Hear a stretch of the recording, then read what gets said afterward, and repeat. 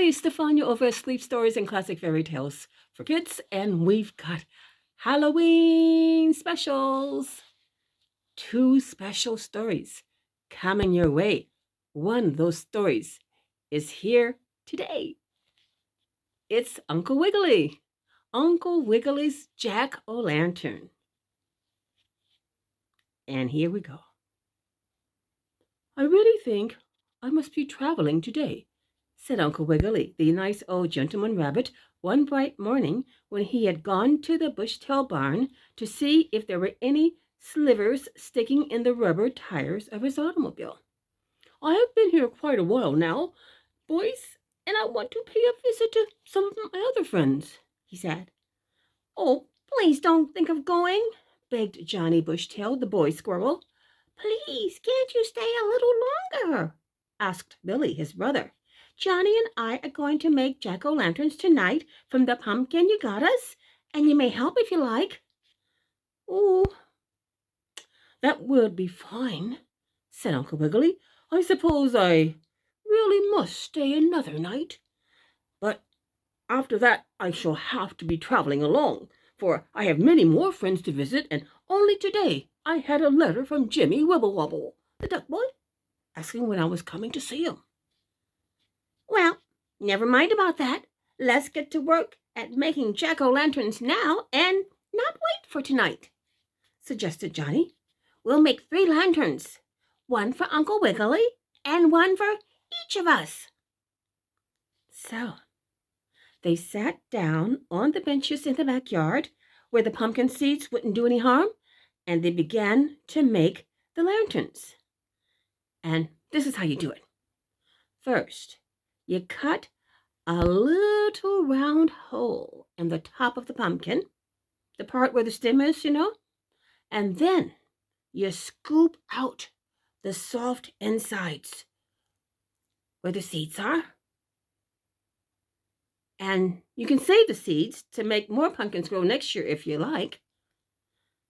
Then, after you have scraped all the inside out clean so the shell is quite thin, you cut out holes for 2 eyes and a nose and a mouth. And if you know how to do it, you can make believe teeth are in the jack-o'-lantern's mouth. But if you can't do it yourself, you gotta be safe, okay? Ask some of the big folks to help you. So that's how the Squirrel Boys and Uncle Wiggily made their jack-o'-lanterns. And when they were all finished, they put a lit candle inside. And oh my goodness, it looked just like a real person grinning at you. Only, of course, it wasn't. Won't we have fun tonight? Exclaimed Johnny as he finished his lantern. We certainly will, said Billy, dancing a little jig. What are you going to do with your lantern, Uncle Wiggily? Asked Johnny. Oh, I don't know, answered the old gentleman rabbit. I may take it with me on my travels. Well, after the 3 lanterns were made, there was still plenty of time before it would be dark, so Uncle Wiggily and the boys made some more lanterns. And along came Lulu and Alice and Jimmy Wibblewobble, the duck children, and as they had no jack-o'-lanterns of their own, Uncle Wiggily gave Jimmy one. Johnny gave Lulu one, and Billy gave Alice one. And you should have seen how pleased the duck children were. It was worth going across the street just to look at their smiling faces.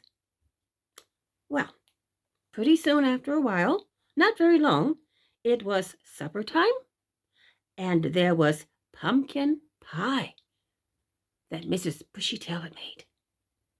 Pumpkin pie and carrot sandwiches and lettuce salad and things like that for Uncle Wiggily, and nut cake and nut candy and nut scissors for the squirrels. Uncle Wiggily was folding up his napkin, and he was just getting out of his chair to go to the parlor and read the paper with Mr. Bushytail, when all of a sudden there came a knock on the front door. "My goodness, I wonder who that can be!" exclaimed Mrs. Bushytail. "I'll go see," spoke her husband, and he went to the door, and there was kind old Mrs. Hop-Toad on the mat, wiping her feet. "Oh, is Uncle Wiggily Longears here?" asked Mrs. Toad.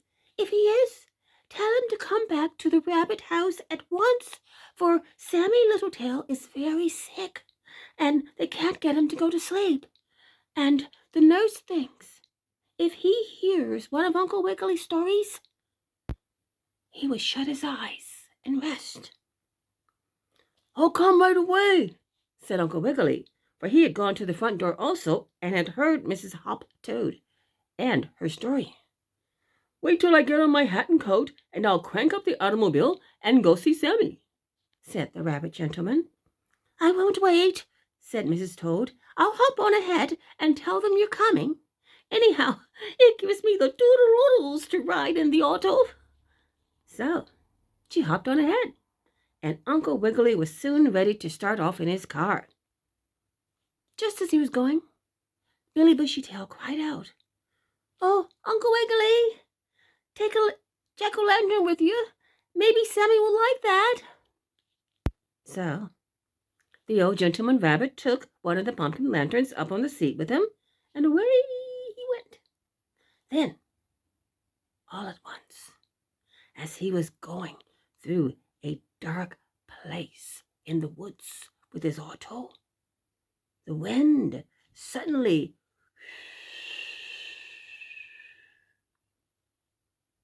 blew out his lantern. All the lanterns, all the oil lamps on the lanterns, and right away after that, a police dog cried out, "Hey there, Mr. Longears! You can't go on in your auto without a light. You know, it's against the law." "I know it is," said Uncle Wiggily. "I'll light the lamps at once." But when he tried to do it, he found there was no more oil in them. "Oh, what shall I do?" he cried. "I'm in a hurry to get to Sammie Littletail, who is sick, but I can't go in the dark. Oh, I have it. The jack-o'-lantern. I'll light the candle in that and keep on going. Will that be all right, Mr. Policeman?" "Sure it will," said the police dog, swinging his club and wishing he was home in bed. So Uncle Wiggily lit the jack-o'-lantern, and it was real bright, and soon the old gentleman rabbit was speeding on again, and all of a sudden, from the bushes jumped a burglar fox. "Hang on there!" he cried to Uncle Wiggily. "I want all your money." And just then he saw the big pumpkin jack-o'-lantern with his staring eyes and big mouth and sharp teeth looking at him from the seat of the auto, and the fox was so scared, thinking it was a giant going to catch him, that he ran off in the woods howling, and he didn't bother Uncle Wiggily any more that night. Then the old gentleman rabbit drove his auto on towards Sammie's house, and he was soon there, and he told Sammie a funny story and gave him the jack-o'-lantern, and the little rabbit boy was soon asleep. And in the morning, he was all better. Uncle Wiggily's story. And a good night's sleep had calmed him down and made him feel way better. Sleep is good for us. And that's the end of the first Halloween special story. We're going to be back again later on this week with another Halloween special for you just in time for Halloween. So if you want to make sure that you don't miss out, because it is going to be a good one, be sure to subscribe and hit the notification button. Then YouTube will tell you when the story is ready for your ears.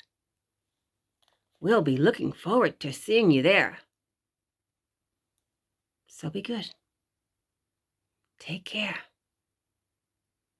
Stay well.